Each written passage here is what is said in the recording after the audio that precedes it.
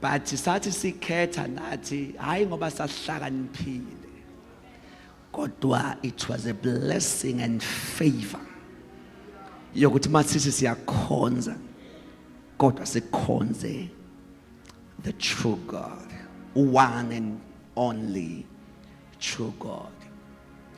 Hlamba ngiveze enye into ukuthi uNkulunkulu wethu is for me ikhathe ibizwa ngokuthiwa i-eternity. Akaze ngabe bikho is from eternity. Kwafika lapha khona ezireveala khona ukube wadecide ungayireveal ngabasimazi namhlanje. Ngoba wayehlezi ezikhathini ezokuthiwa yiphakade. Ehlezi izulu lingekho ngoba mdala kunezulu. There is no way ukuthi ungalingana nento ekhanda uwe. Genesis 1 verse 1 mawuthi he created heaven and earth seliyasho ukuthi mdala. He was there before the heavens. But from eternity izulu lingekho wazenza indawo yakhe yokuhlala. Uma ethi hlalani kimi lo yakimi wazi kuye. Umgcinile izulu lingekho. Yingakho ukimi uthemba ukudlula isonto uthemba ukudlula izulu ngamanje izulu lidlule kodwa his presence is everything.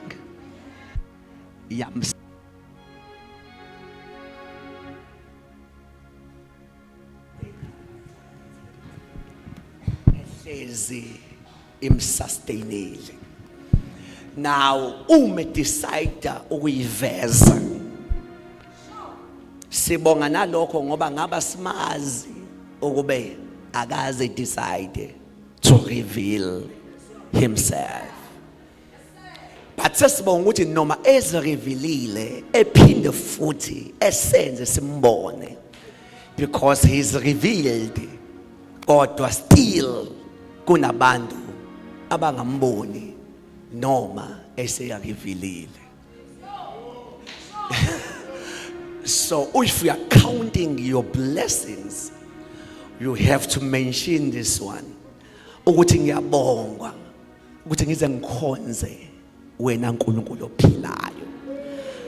Kunabantu who are wiser than me kodwa akaze bethola favor yokuthi bekubone as uNkulunkulu ophilayo.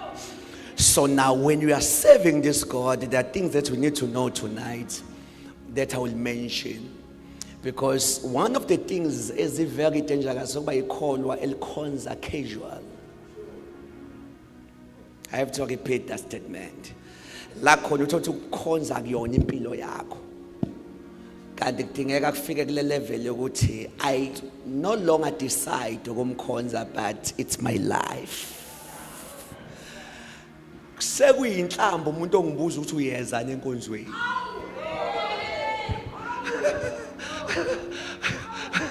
Yabona so we insult uma umuntu engangibuza ukuthi are you coming to church?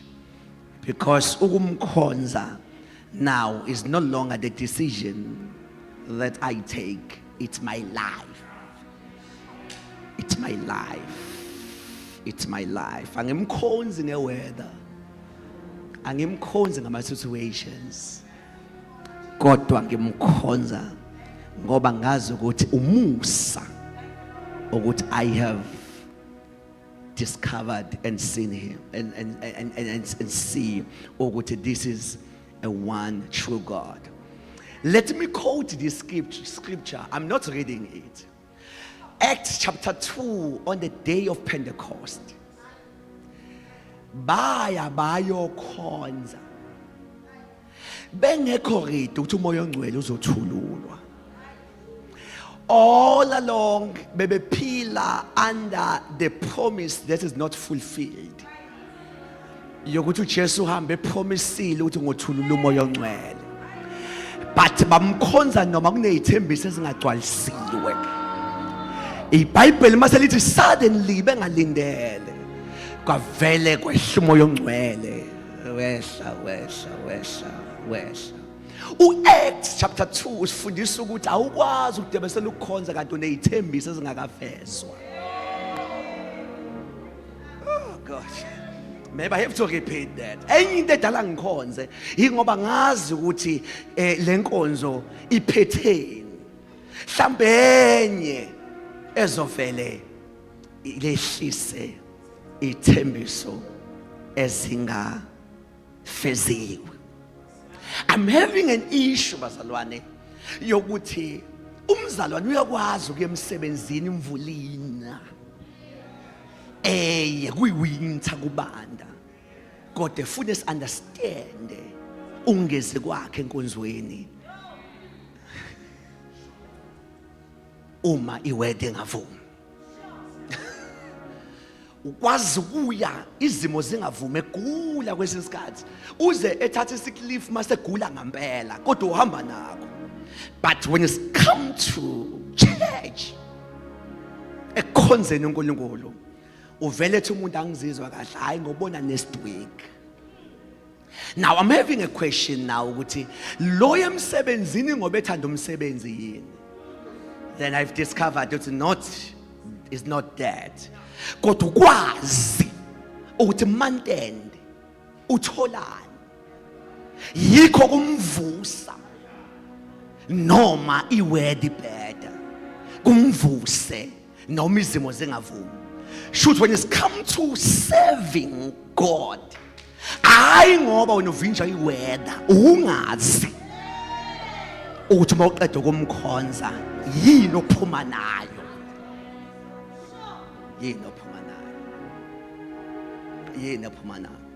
Maybe we have to read the first scripture with the question engeke ngikwazi ukudlula kuyo ethi why do we serve this God?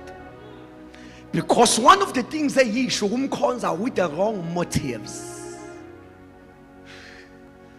That is Hebrews chapter 9. That is verse 14, but to verse 14 you are going to link it from verse 13. Hebrews 9. Oh Jesus. Why do we serve this God? Read for us, my brother. Thank you, Lord. Yes. 9:14. Yes, this is verse 14, but going to link it from verse 13. We have to read verse 13. Oh Jesus. Ngokuba uma igazi lezimbuzi Why umbhale eqala ngegazi lezimbuzi? Yingoba siqala ukukhonza ngokukhonza uJesu. Sisuke embuzini. Kuphela nje kuswapha into esikhonzayo. Yingakho before address ukukhonza uqale kulande lapha embuzini. Oh Jesus Christ. Uma igazi lezimbuzi yebo. Ngokuba uma igazi lezimbuzi nelezinkunzi nomlotha wesithole kufafaza abangcolileyo. Bekufafaza abangcolile, yes. Kuhlambulula kube ngukuhlanzeka kwenyama. Igazi lezimbuzi belisebenza kodwa belingamthinta umuntu belihlanza inyama. Kanti umuntu akayiyona inyama. Kodwa inyama idokodo. But umuntu ungaphakathi, umuntu is spirit. Shuthi igazi lezimbuzi belisebenza kodwa belilimited. Ligeze idokodo lishiya umuntu. Come on my brother. Kakhulu kangakanani. I said how much more? Usuka from igazi lezimbuzi. Usefuna ukufaka igazi lika Jesus. Igazi lika Christ. I said how much more the blood of Christ. Owazinikela kuNkulunkulu. Number 1, imbuzi ayinikela idonswa ngenkani. Ifika isebenza. How much more over lo aphakame emazulwini wathi uNkulunkulu yimi ozokwehla. Wazinikela. Kusebenza imbuzi edonsiwe. Usethe umbhalo how much more the blood of Jesus. Because he came willingly. Awubuke lenza. Oh Jesus. Oh God. Owazinikela kuNkulunkulu ngomoya ophakathi. Lento wayinikela ngomoya ophakathi. Leli gama ethi ngomoya ophakathi echaza ukuthi noma wayinikela 2000 years ago. Kodwa nasezulu uhlezi ready ukuthi uma ngashoda umhlatshelo usengaphinda futhi. Akayinikelanga ngomoya wa 2000 years ago, but wayinikela ngomoya we-eternity. Yokuthi uma engabona igazi seliyashoda nomhlatshelo uyashoda usengaphinde phela. Ethi ngicela ukwehla futhi. engenacala liza kuhlanza unembeza wethu. Masizosihlanza unembeza, should the blood of Jesus lihlanza the inner person, kodwa le imbuzi ihlanza inyama. Awangazi nikuphi kodwa ngiyezwa kuyasondela kulento. Igazi lika Jesu lohlanza unembeza the inner person. Yeah. Should igazi lika Jesu liyadlula.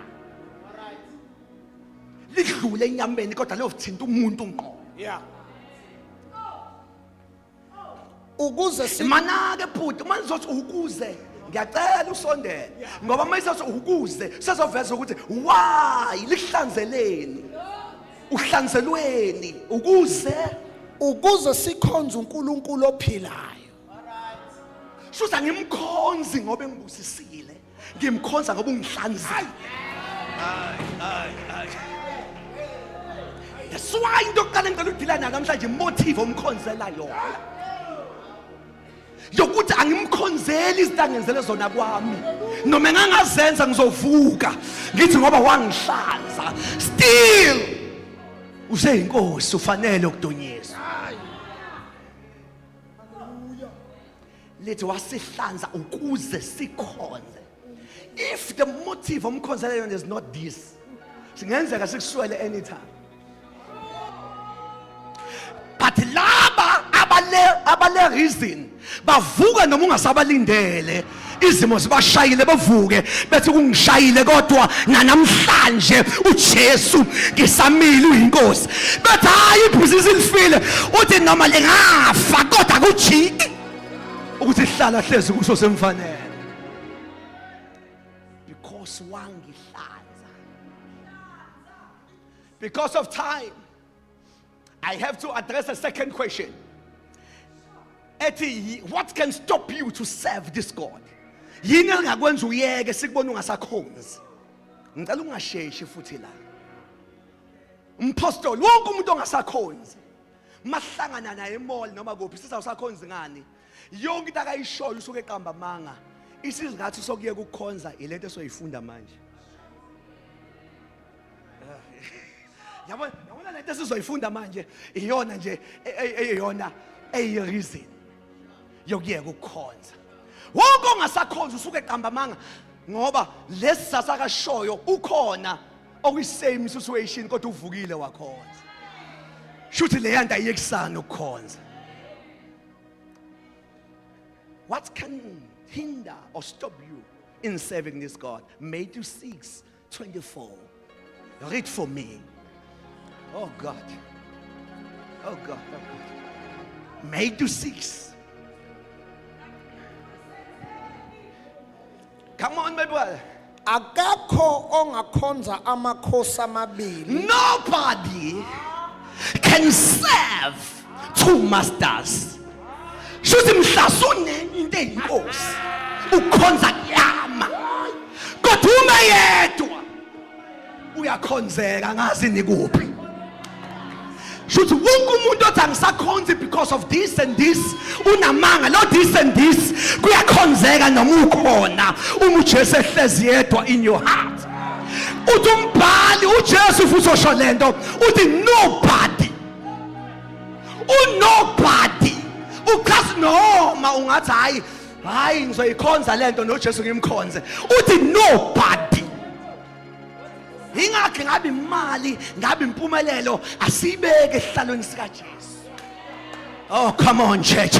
Kunesithu uJesu ahlezi kuyo in our heart. La khona masinezinto kodwa I deserve ukuhlala la uJesu ehlezi khona. Simbeka yedwa. Why do we do this? It's because uJesu nobody can serve two kings. Lolo thakasakhonza ngoba uhletshiwe unamanga ufihle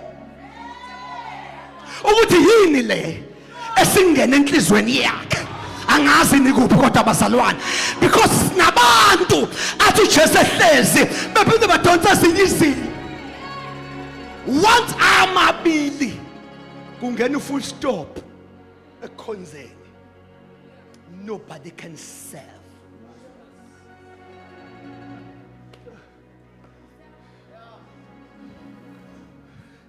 Ingakho fanele uyisabe nje into masifuna ukusondela kwiposition yakhe. Vale uzama uthi inkosi awunginceda. Lento biyisibusisa iqala kodwa manje ngizwa sizongena kumanye ama-office. Ngizwa sizongena la wena ohlala wena wedwa. Ngoba once ngayidedela ngoyeka ukukhonza. Ngoba sengilungisa imsamo, sengilungisa yonke sengenza izinto zonke, sengithi hawu Jesu plus. Kanti bekhonzeke yedwa. Uma yedwa uyakhonzeka noma ungenanto. Hey, asasikhonza singenanto. Sikhonza umnandi singenanto. Inkinga wayisahlezi yedwa. Nobody can serve two masters, but deadly. What is the reward? John 12. What is the reward that we get? Because umuntu osebenzayo uvuswa ngoba uyazi isakala emalini. Let me share the reward. Read for me, oh God. Yes, verse 26. What is the reward? Imuphi umkomelo? I love Verse this verse. I 26. love this verse. I love Uma umuntu I love this. engikhonza Why afaka if? Aka enjoy ukukhonzwa ekhonzwa abantu abadonswe ngenkani. Enjoy abantu noma bangawu 5 kodwa beze willingly. Yingakho noma inkosi kodwa akafuni wonke umuntu. Ufuna abadecide ukuthi ngibabonile abanye kodwa wena ufanele. Ingakhethi if umuntu engikhonza if but maqhubeka, we need a reward in this way. uma umuntu engikhonza akangilandele I'm not there. nalapho ngikhona mina soba khona nesikhonzi sami. Hey, bafethu, I'm not there, but this verse is very important because events it danger yokuwasha ngeSunday, events it danger yokuhamba othenga ngeSunday, because uThixo akabibikho noma yikephi kanti uyakhonzwa ngalelo langa. Yingakho mawungekho akumele ube nereason understand umpostoli. Fanele understand lo simkhonzayo ukuze understand ukuthi noma sila ekwazi ukulula ifavor yakho where you are. Ayikho into danger yongabibikho la akhonzwa khona esikhathini akhonzwa ngaso. Kungehla noma yini inyo la. But ngeke uhlezi ukhona in church. But check your reason. If you are sending the message, fanele uqale uyibuze uma uJesu eyifunda.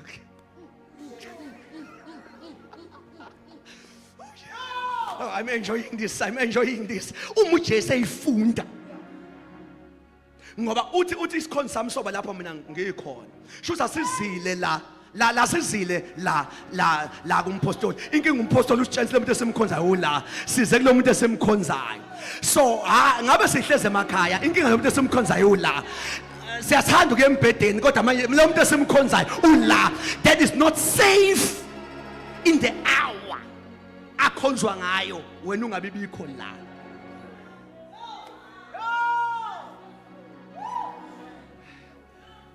Mhlawumbe for the first time unyakaza umakhala nayo still okay.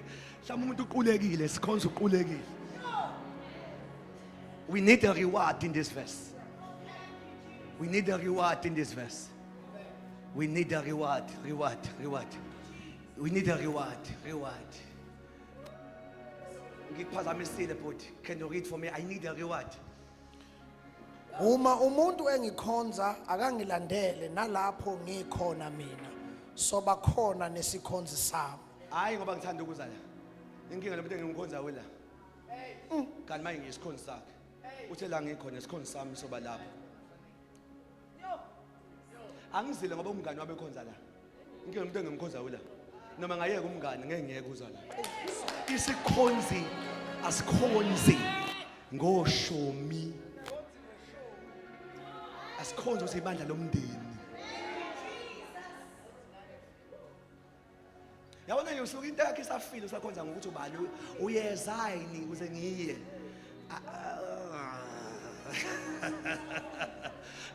yabona ishi yakhe serious uma usathi uyaya yini uze ngiye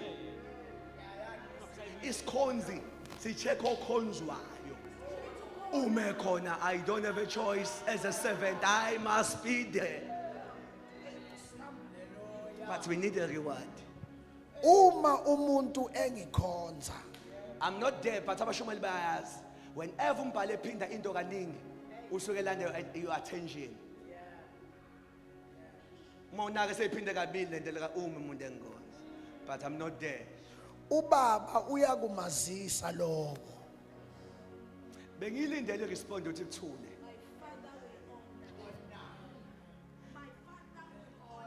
bengilindele ukuthi kuthuleke futhi ngilosithatha sami ngichaza ukuthi yini kanti honor ngoba whenever umuntu ekhonza uthi uJesu my father will honor thee ayukhona kishwa zingelosi uthi ubaba uyokwazisa ubaba uqobo lwakhe the creator of the universe uyovele ethi ave ngimhloniphi ubani hayi ngoba kade ngo fast inkinga nje ngifaithful ekukhonzeni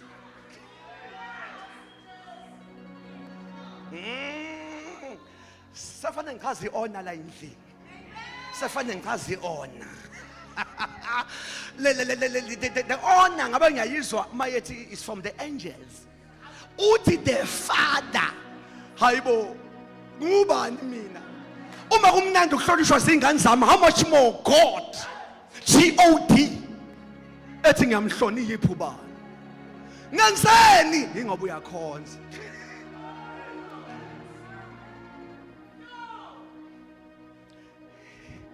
ake ngichazi honor kafishane ake ngichazi honor namhlanje honor kuthi kugcwele endlini kuvele ngaphandle kuphaka umuntu esimhonor keshayo kade singazi uyeza akayicela isithi noma ngagcwala kanjani kodwa umuntu ofika eqala kuthiwa mfethu sicela uhlehla kancane ngicela ukukhuluma nawe bazalwane ngicela uhlehla kancane ushaye lapha loyana akashothi ngicela ngizamile isithi kodwa honor ithume thina Kizu uNkulunkulu eyosusa abathile ungacelile kodwa when you appear before the heavens kuthiwa besicela uhlehle nohlehliswayo akabone ephoxeka ngoba nayo uyamhonakisha lo muntu osemunyeni ubona kukhulu khona lokho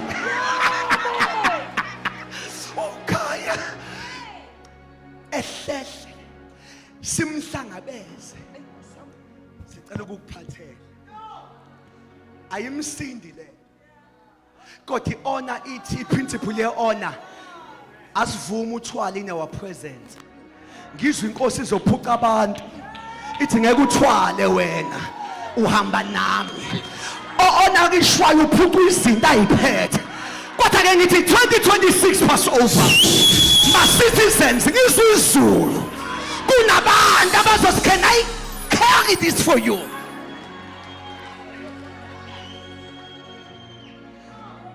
ephathelwe ngizwe kunabantu abazophathelwa lo muntu akayicela isithi kodwa iona icela isithi lo muntu akacela ukuthwalela imithwalo kodwa iona khathela ukuthandazela zonke izinto kunezinye ezophendula silele kusuku singathandazanga izwi maqalaza lithi hey uthwala kanjani ubani in my presence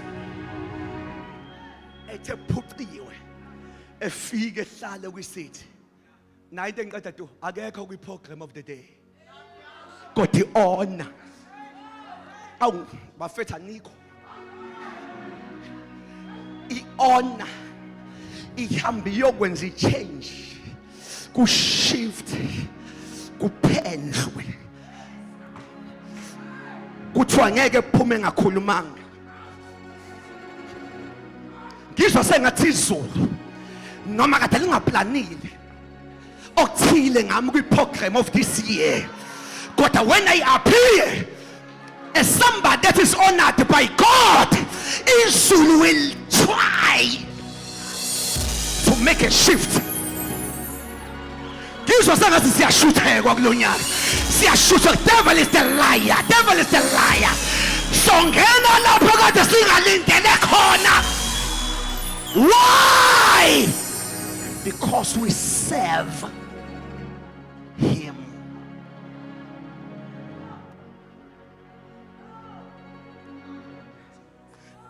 Let us sit. I'm having a few questions to address. Then I'm done. What is the reward that you are getting from serving this God? It's more than money. It's an honor from God the Father. Ingakho besingathandaza into efanayo. Kodwa iweight ayifani masithandaza. Anisangizwanga ukuthi angiphinde ngamasibo. Singathandaza sonke sithi baba egameni lika Jesu akwenzeka ukuthi but iweight.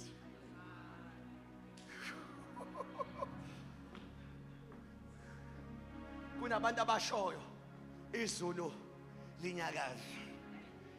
Elithi mina bengikucela nje noma ungenayo ititle ethize ungazi ugcotshwe kodwa igqoke lengubo yeona. Hlonishwa amazulu. Ngoba leyo uyithola kalula. Serve.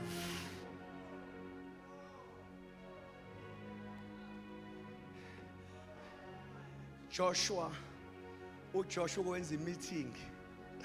Read for me, Joshua. Joshua is a leader, that's after a leader. Yangenzela a meeting engichazile after Moses. What? Let me make that is 24. Joshua. Oh God. Shana mama. 24 verse 15. I love this meeting with Joshua Jens. uJoshua wabona ngizophathwa ikhanda ukulandela abantu endlini lokhu ngithi abazokhonza wenza le meeting. Funda verse 15.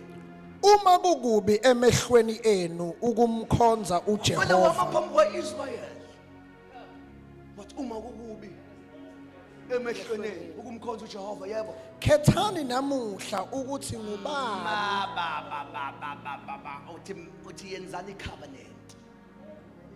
Yini uJoshua kayenzayo? uJoshua ufuna ungabalandi endlini kodwa icovenant umuntu imdonto. Ngoba into engisaba ngawe ukuthi ukhonza kodwa icovenant ayikho.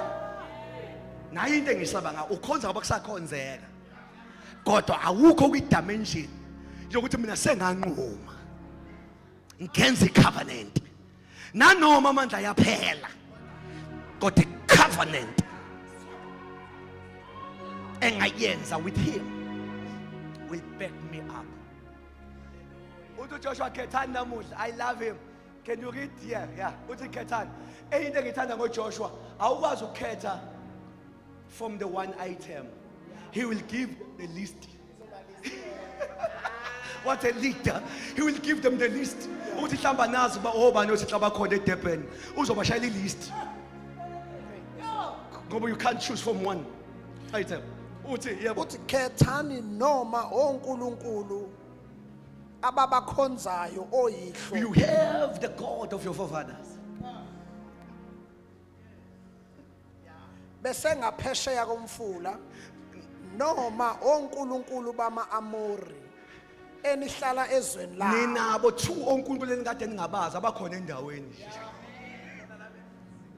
Abakhona nje edolobheni awo laba bakhonza ukuthi ubapha nelist yalokho.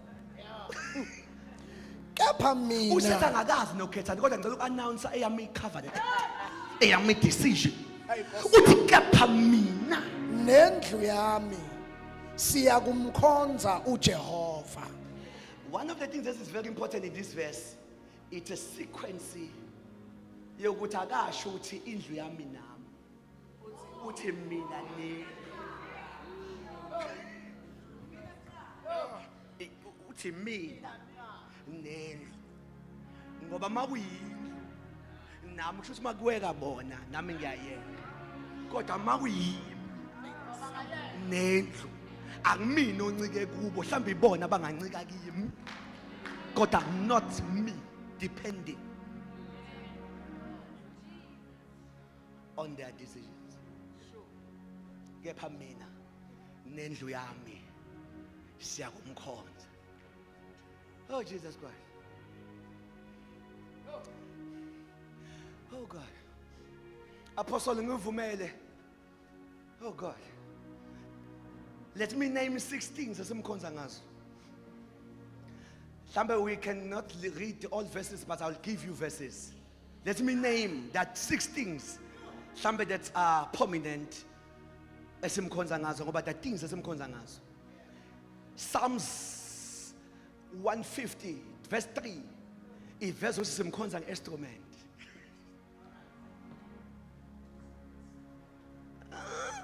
Shuthi akuyona choice yethu ukuxhuma lento. Kodwa it's biblical. Ingakho makhona okushile fanele sitatazele sonke endlini ukuthi ayisaphelele into esimkhonza ngayo ngoba uyinamile from his word.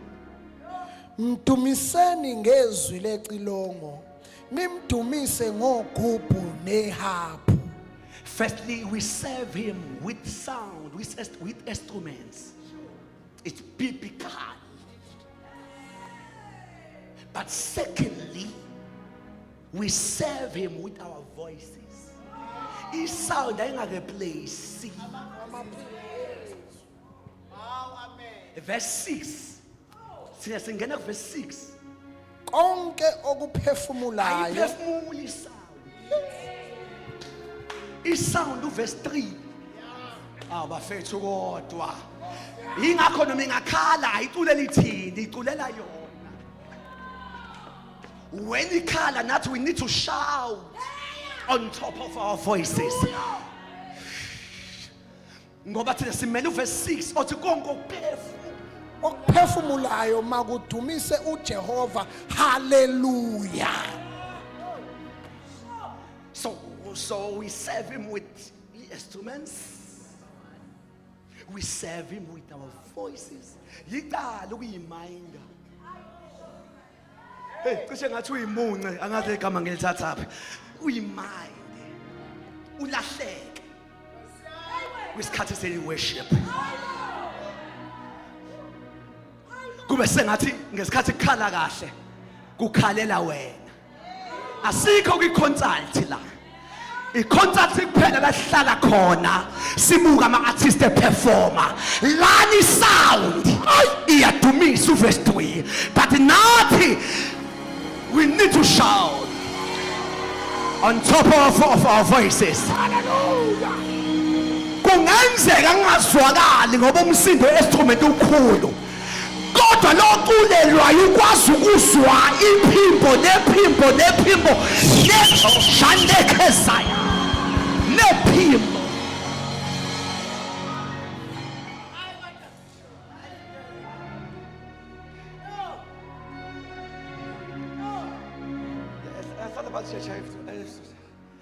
Number 2, Apostle, I have uncoma the worship team esificile. Wow.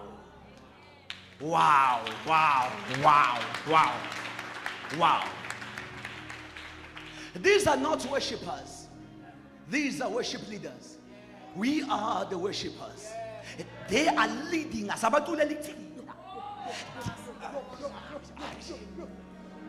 Sing about to meet. Then they are the worship leaders. They are leading us. Uyothi omunye ngibashayelelani izandla. Ngibashayelela ukuthi ababhimi.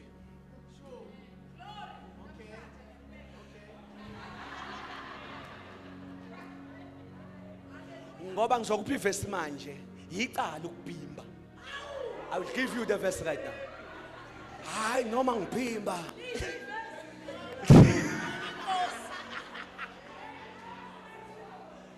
sengathi inkosi ithanda izinto ezi-off tune.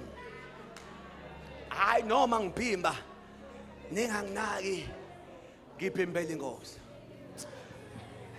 Labayana uvumelekile ukubhimba enkonzweni kodwa hayi lapha ya. Ngoba sonke siyathanda ukuya lapha kodwa sinqatshelwa amaphini. Ngicela ukuyiphinda le.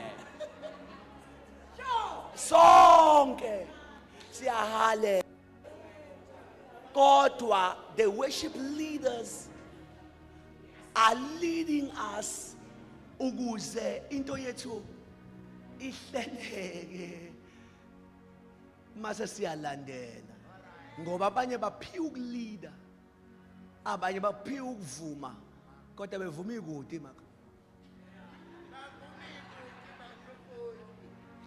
But babhimba kithi angimele bengasho laba khona emakhoneni abo ngoba bayaphefumula. But it's not right ukubhimba uma lapha ya. Psalms 33 verse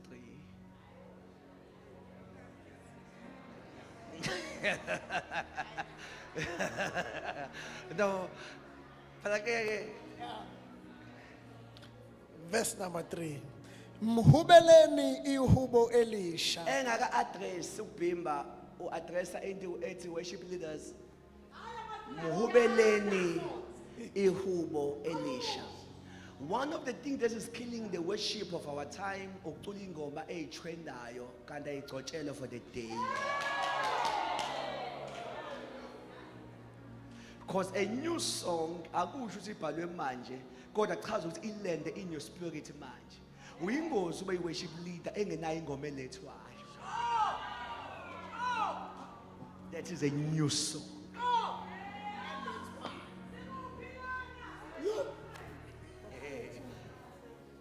Sing unto him the new song.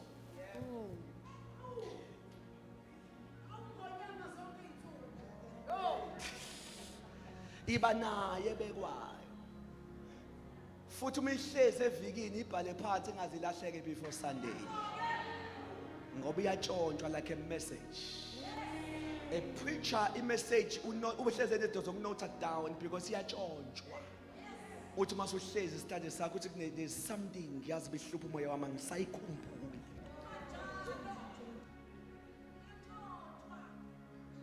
Qhubeka sizwe indaba yokubhimba. Nibethe kahle ngenhloko. Ubetha kahle uchaza ningabhimbi isingisi sisho kahle. Sithi play skill fully. Angageja amakhi. Bibi khala kuvumeleki.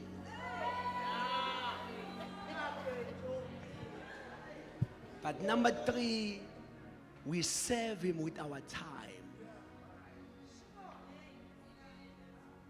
That is Matthew, I think 15 verse 32. I won't read that one because it's very familiar. That is Matthew 15, 32. Yes, ngibe right.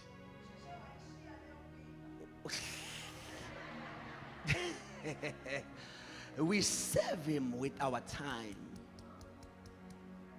Matthew 15, 32, it's a scripture from the passage that Jesus feed 5,000 people.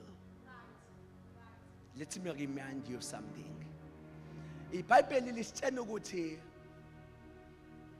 kweza abafundi bakaJesu bathi Jesu godukisa abantu manje sebelambile ukudla kukho.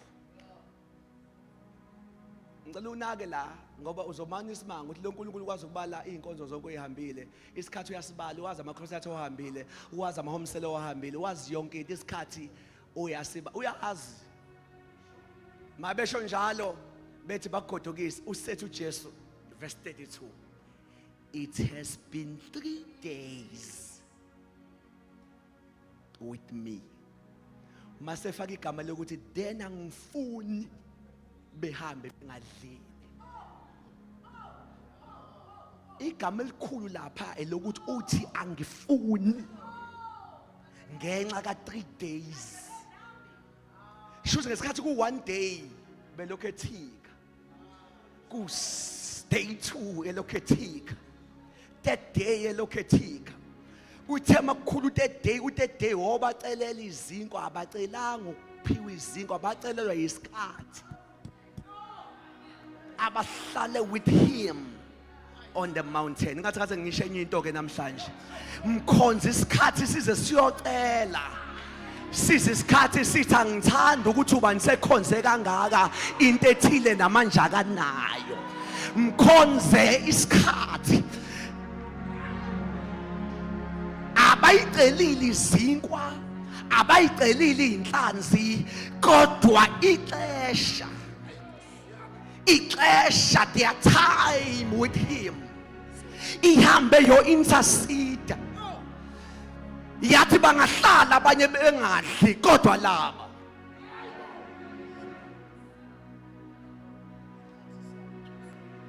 We serve him with our time. Njengoba basela uyathika.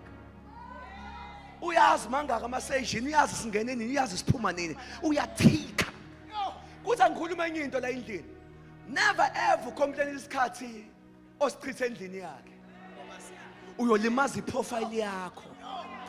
Yakwa time.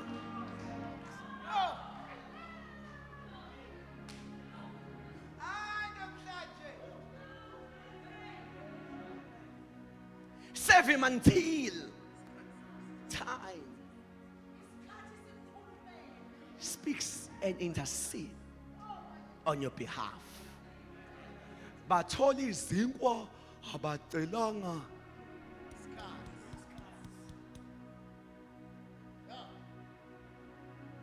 We serve him with time.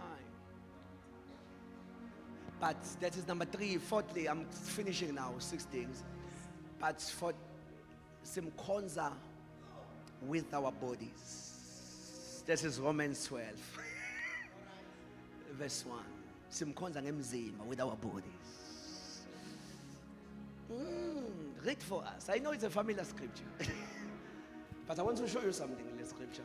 Ngakho ngiyanincenga bazalwane ngobupele bukaNkulunkulu ukuba ninikele imizimba yenu ibe ngumnikelo ophilileyo ongcwele othandeka kuNkulunkulu kube ngokukhonza kwenu kokuqonda. Kanti holiness ukudla umzimba wami ongeni ngiphi? Sokuseva nalokho. Abafisa kuza ngimemeza enye into. Umuntu ongcwele uqala inkonzo engakangeni enkonzweni. Ngoba uthi engena enkonzweni yesikhathi vele uhluke enkonzweni uhleze senkonzweni in another form.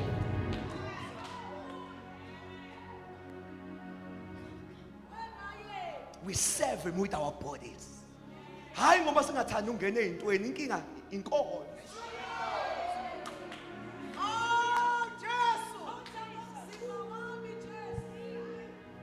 Yingakho lento yokuthi be holy, iholiness akuyona into ekhanyayo. Iholiness akuyona into bright ekhanyayo necobezelayo. Igama lithi holiness lisho to be set apart. Yokuthi khona lapho mina.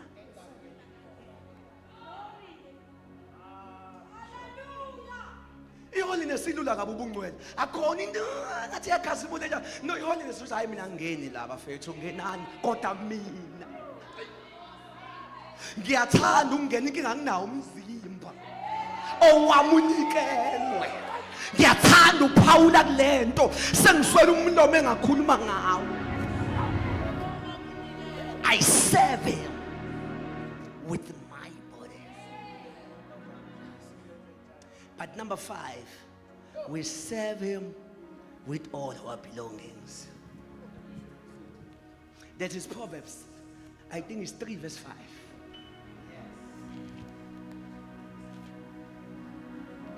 Yes, 3 verse 9. Verse 9. Proverbs. We serve him with our belongings. Dumisani uJehova ngempahla yakho. Serve him. Honor him with your belonging. Nangolibo lwazo Mana uqedile la. Mathi nje mkhonze ngempahla yakho. Okay, nayi umoya ingcwele ngiyabonga umoya ingcwele. Eyinto eyishwa ukuthi la ukhonza khona ingabe bikho into yemali yakho.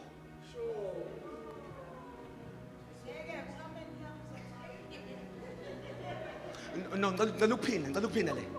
Elinye into eyishwe elikhulu emhlabeni ukuthi la ukhonza khona ingabikho ngishinto yokuthi lokhu kukhona nje imali yami.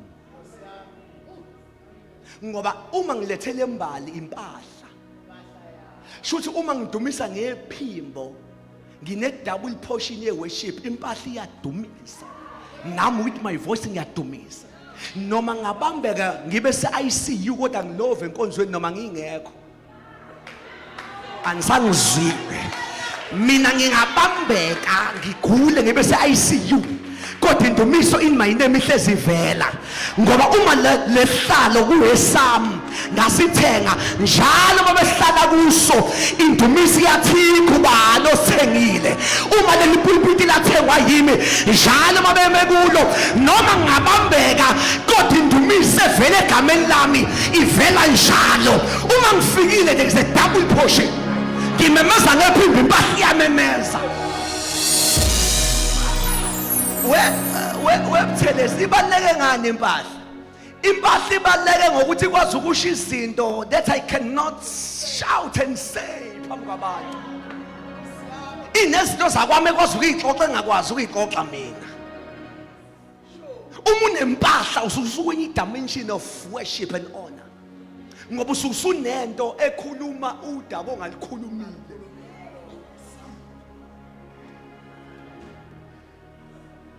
We serve him with all our belongings. Okay. For the second time, check your neighbor. Are you still okay, Makelana? Are you still okay? Are you still? Serve him. Serve him. Umnikazi kwalo red carpet. Njalo masinyathela kuwo.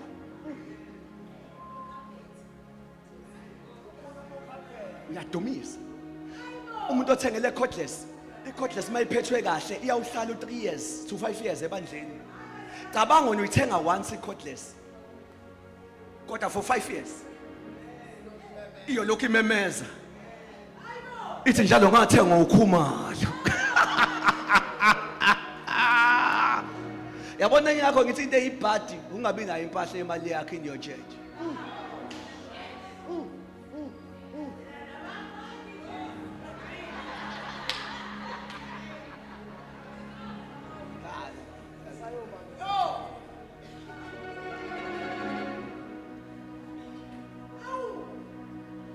But thirdly, or then lastly, I mean, we serve him with giving.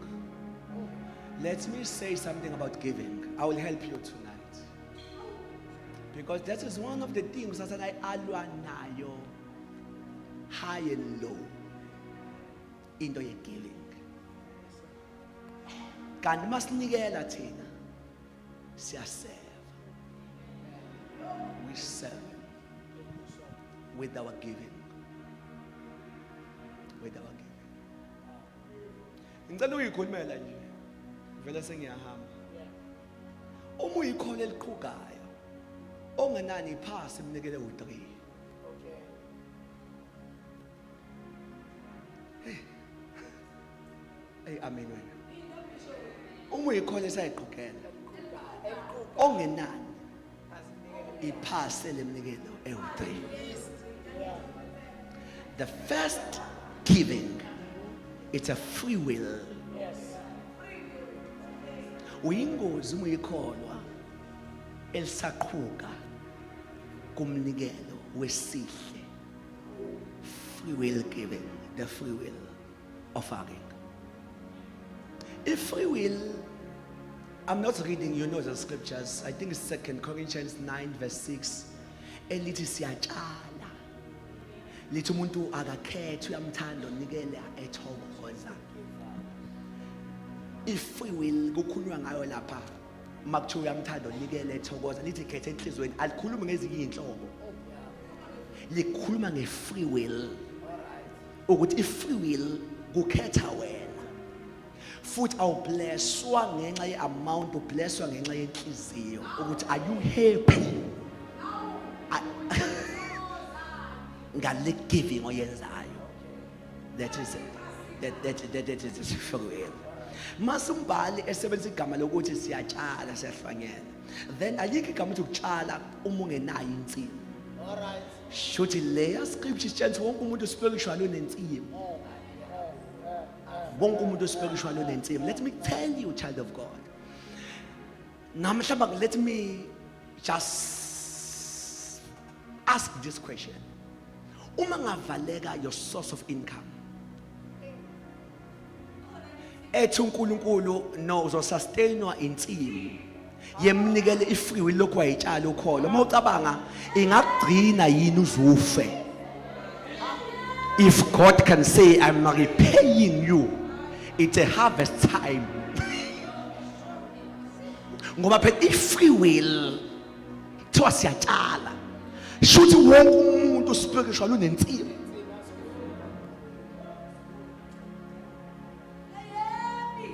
So my question is, njengoba usuyikhola like 10 years, 5 years, 20 years, bani uma ngathi uNkulunkulu nokulungile isekho income entsha kodwa I am repaying you, hamba uyophila ngensimi.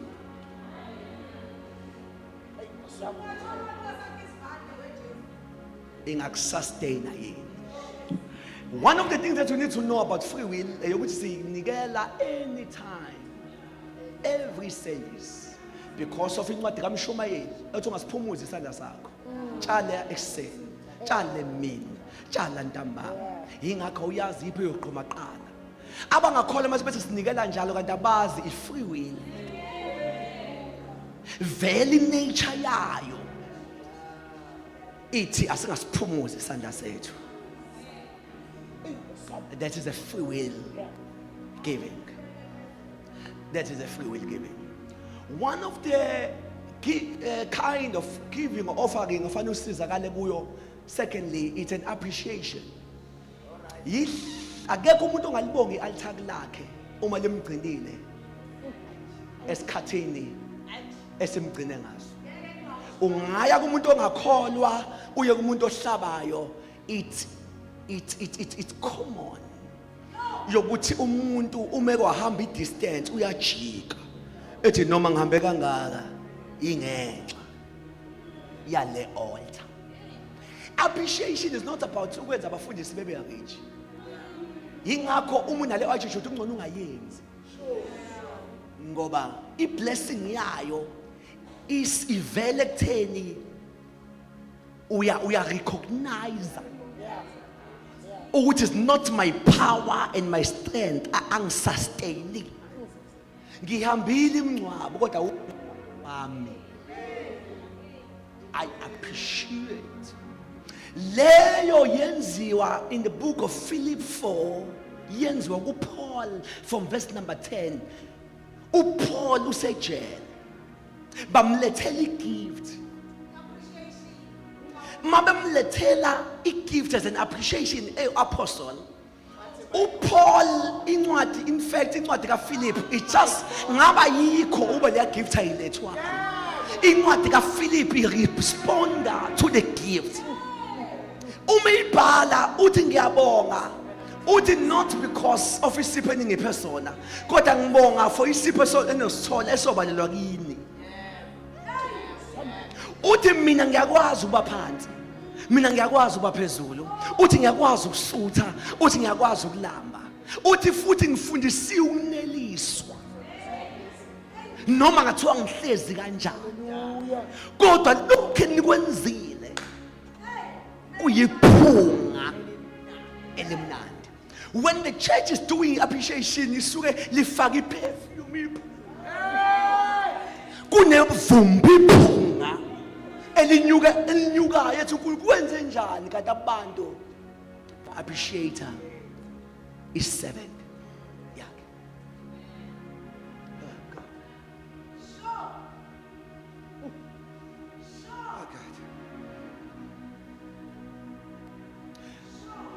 Ngoba nithule, let me say something more now. Ngibona another man, I was still young, ngakithi empangeni ehlaba inkomo ngithi zazo 3 or 4 enomcimbi mase kuthiwa ha uhlabe kangaka uhlabela abaphansi usethi lo hlabile awakuyilutho lokhu kuzama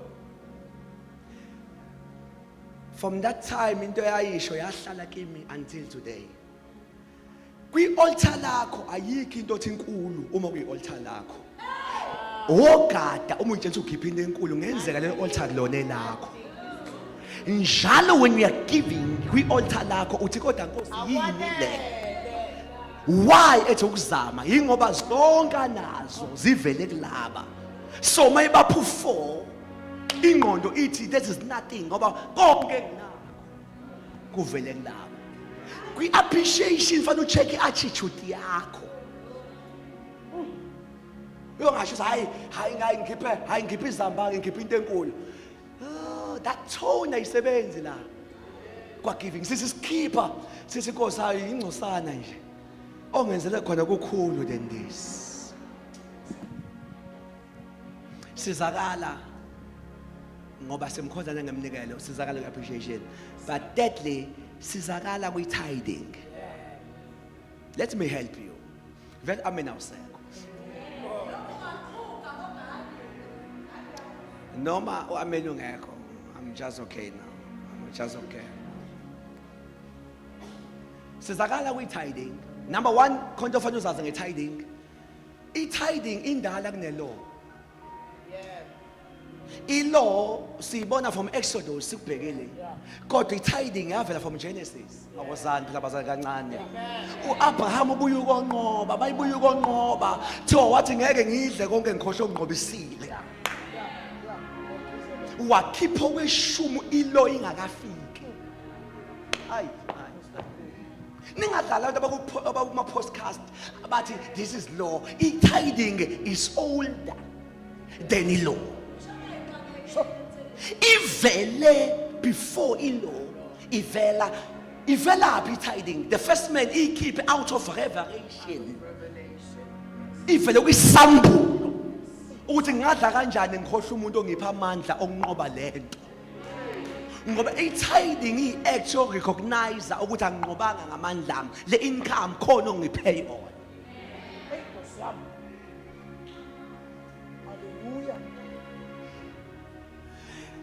Yavela from before law yaphinde yavela kwi-law kodwa Deuteronomy 14 verse 23 is there kwi-law.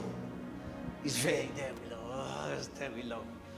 It's there kwi-law. I'm tempted to read that verse but because of our time it's there kwi-law. It's very there kwi-law. Yavela kwi-law yaphinda yaguduza yafika nakwi-grace.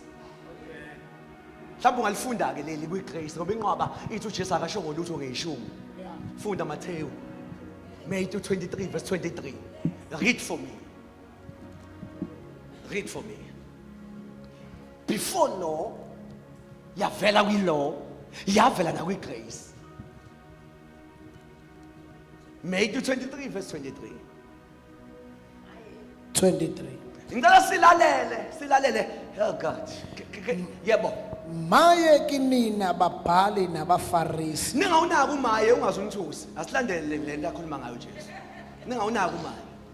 Bazenzisi ngokuba lokho but mhlambe kongena kancane ulawo address abazenzisi address abafarisi yebo ngokuba nithela nanti okweshumi. into engicela ninaki uthi nithela leli gama uthi nithela lisho ukuexcela bebe ngabafarisi kodwa bengayigeji ishumi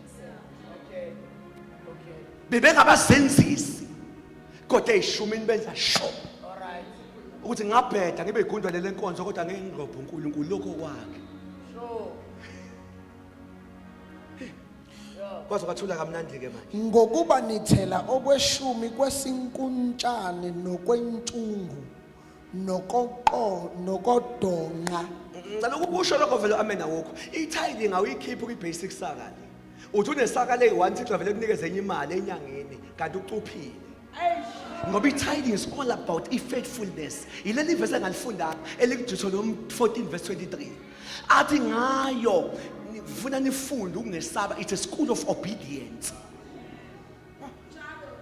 I-tithing is a school yila sikhanywa khona ukuthi uyangisaba yini ingakho noma une income uke letha amanye ama incomes kanti lutho kuzo check obedience.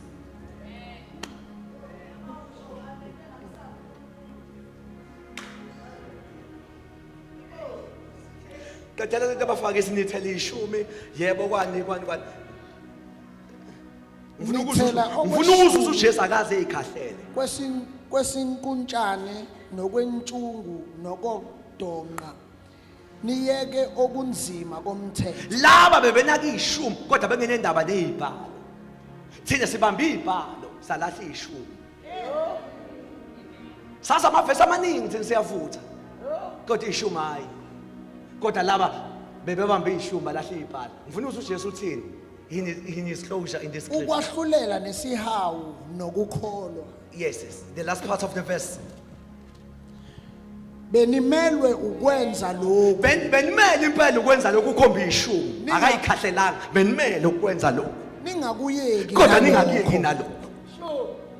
Shushu uJesu akaze eyichithe. Kuphela uchithe iattitude yabantu ababamba ishumi kuphela kodwa sebelahla ijustice. Bengalungile balahla izibhalo. Then shuthi ishumi zikhona na kwi New Testament. Ngivumeleni. Ngikuvezela ukuthi ishumi zindala futhi uno Abraham. Ase ngithandaza. Uma usafunde kancane ishumi ikhomba Abraham. Sengathi ngaze ngikuthathe ngikise ensimini yase Eden. Kwabe kuyihlahla kwathiwa kodwa lesi. Ningasidli lesi sami lesi. Dlanini zonke lezi ekhona. Kodwa lesi esami. Shuthi the nature ye tithing was there even ensimini yase Eden. Yokuthi nasi ihlahla kodwa lesi. Badle sakhe baluze zabo.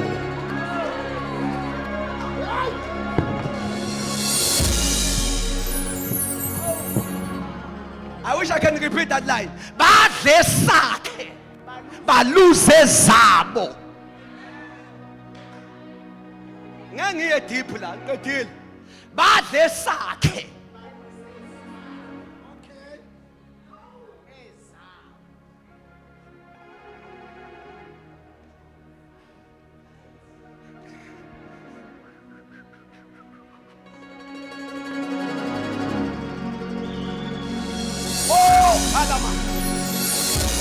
I'm closing now. We serve him with instrument. We serve him with. Number 4, we serve him with. Number 5, we serve him. But number 6, we serve him with giving. I'm done with reading. But Mpostoli ngivumele